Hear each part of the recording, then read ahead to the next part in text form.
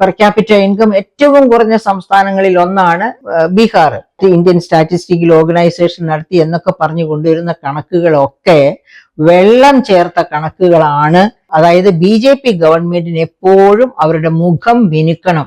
നമ്മുടെ ബഹുമാനപ്പെട്ട പ്രധാനമന്ത്രി നിർത്തിക്കൊണ്ടുള്ള ഒരു ഫുൾ പേജ് പരസ്യം ഇന്റർനാഷണൽ ലേബർ ഓർഗനൈസേഷൻ കഴിഞ്ഞ വർഷം, അതായത് 2024 ആരംഭത്തില് അവരുടെ ഒരു ലേബർ സ്റ്റാറ്റിസ്റ്റിക്സ് പുറത്തുവിട്ടു. അതിനകത്ത് ഇന്ത്യയുടെ തൊഴിലില്ലായ്മ, അതായത് എഡ്യൂക്കേറ്റഡ് അൺഎംപ്ലോയ്മെന്റ് ഇൻ ഇന്ത്യ 82.09 എന്നാണ് പറഞ്ഞിരുന്നത്.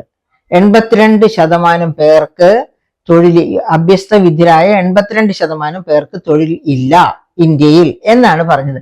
ആരാണ് ഈ അഭ്യസ്ത വിദ്യർ എന്ന് പറയുന്നത്? IIT നിന്നോ IIM നിന്നോ ഇറങ്ങുന്നവരെ അല്ല ഉദ്ദേശിക്കുന്നത്. അവരുണ്ട് pre degree and above, pre ഡിഗ്രിക്ക് മുകളിൽ വിദ്യാഭ്യാസമുള്ളവരിൽ ആണ് അഭ്യസ്ത വിദ്യർ എന്ന് കണക്ക് കൂട്ടുന്നത്. ആ കൂട്ടത്തിലുള്ള 82% പേർ തൊഴിൽ രഹിതരാണ് ഇന്ത്യയിൽ എന്നാണ് പറഞ്ഞത്. അപ്പോൾ അങ്ങനെ അത് യഥാർത്ഥ കണക്കായി ഇന്ത്യ കൊണ്ടുവരുന്ന കണക്ക് നീതി ആയോഗ് നടത്തി, ഇന്ത്യൻ സ്റ്റാറ്റിസ്റ്റിക്കൽ ഓർഗനൈസേഷൻ നടത്തി എന്നൊക്കെ പറഞ്ഞു കൊണ്ടുവരുന്ന കണക്കുകളൊക്കെ വെള്ളം ചേർത്ത കണക്കുകളാണ് എന്നാണ് വിദഗ്ധർ അഭിപ്രായപ്പെടുന്നത്. കാരണം ഗവൺമെന്റ് ഓഫ് ഇന്ത്യക്ക് എപ്പോഴും, അതായത് BJP ഗവൺമെന്റിന് എപ്പോഴും അവരുടെ മുഖം മിനുക്കണം. ഇപ്പോൾ തന്നെ നമ്മൾ ഉത്തരങ്ങൾ എടുത്ത് നോക്കിയാൽ അറിയാം.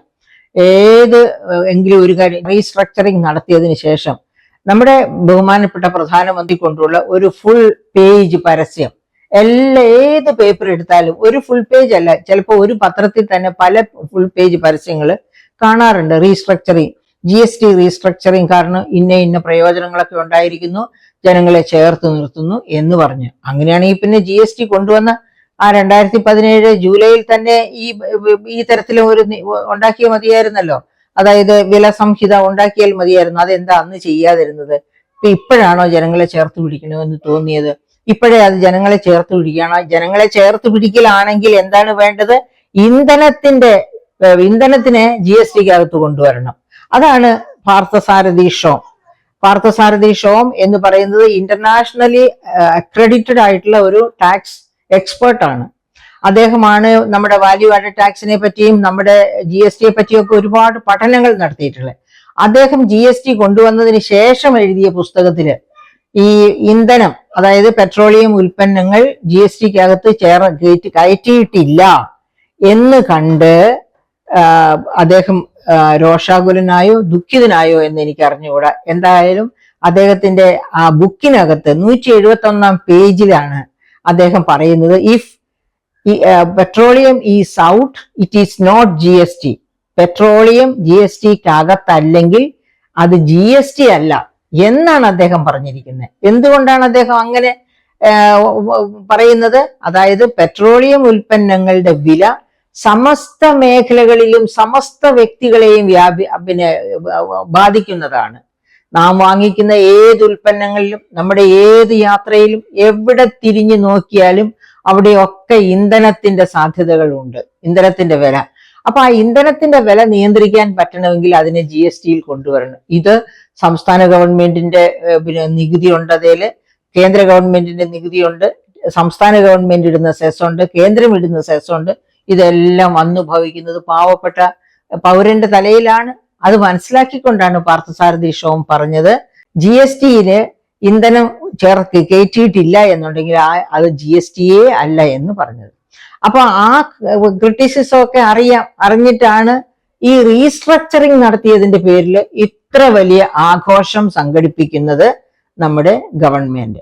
അപ്പൊ തീർച്ചയായിട്ടും റിസർവ് ബാങ്കിന്റെ കണ്ടെത്തൽ 7.4 എന്നതാണ് ശരി, അല്ലാതെ 0.25 അല്ല ശരി എന്ന് വേണം നമുക്ക് മനസ്സിലാക്കാനായിട്ട്. ഞാൻ പറഞ്ഞല്ലോ, 10,000 രൂപ വീതം കൊടുത്ത് ബീഹാറിൽ ജയിക്കാൻ പറ്റിയത്, BJP ഗവൺമെന്റ് ജയിക്കാൻ പറ്റിയത് അവിടുത്തെ ഇൻകം സ്ഥിതി, അതായത് ജനങ്ങളുടെ വാങ്ങൽ ശേഷി അത്ര മോശമാണ്. തൊഴിൽ രാഹിത്യം, അതുപോലെ എല്ലാ തരത്തിലുള്ള പ്രശ്നങ്ങളും ഉള്ള ഒരു ഏറ്റവും, അതായത് പെർ ക്യാപിറ്റ ഇൻകം ഏറ്റവും കുറഞ്ഞ സംസ്ഥാനങ്ങളിൽ ഒന്നാണ് ബീഹാർ. അപ്പൊ അങ്ങനെയുള്ളിടത്ത് സ്ത്രീകള് 10,000 കൊടുക്കാമെന്ന് പറഞ്ഞു. പുരുഷന്മാരും അവിടെ ഇല്ല, അവരൊക്കെ തന്നെ വോട്ടും ചെയ്യില്ല. അപ്പൊ അവര് മറ്റ് സംസ്ഥാനങ്ങളിൽ ജോലി ചെയ്യുന്നു, അവിടെയുള്ള സ്ത്രീകളാണ് വോട്ട് ചെയ്യുന്നത്. അവർക്ക് 10,000 രൂപ കൊടുത്ത് BJP ഗവൺമെന്റ്, അതാണ് എന്താ പറയുക, ഇലക്ഷൻ സ്ട്രാറ്റജി എന്ന് നമ്മൾ പറയുന്നത്, അഥവാ പൊളിറ്റിക്കൽ ഡിപ്ലോമസി. അതുവഴിയായിട്ടാണ് അവിടെ BJP ജയിച്ച് വന്നത്. അത് ഭരിക്കുന്ന പാർട്ടിക്ക് പറ്റൂ, വേറെ ആർക്കും പറ്റില്ല. ഭരിക്കുന്ന പാർട്ടിക്ക് മാത്രമല്ലേ 10,000 രൂപ ഇത്, അതായത് 1.5 കോടി പേർക്ക് 15,000 രൂപ വെച്ച് കൊടുക്കുമ്പോൾ 15,000 കോടി രൂപയാണ് ഒറ്റയടിക്ക് ചെലവഴിക്കേണ്ടി വരിക. ഒരു സംസ്ഥാന ഗവൺമെന്റിന് അതിന് പറ്റില്ല. നമ്മുടെ സംസ്ഥാന ഗവൺമെന്റ് 1,500 കോടി ഇപ്പൊ കടമെടുക്കാൻ പോകുന്നു. ആ 1,500 കോടിയും കൂടി കടമെടുത്തു കഴിഞ്ഞാൽ ഇനി ക്രിസ്മസ് വരെ കടമെടുക്കാനേ പറ്റില്ല സംസ്ഥാന ഗവൺമെന്റിന്.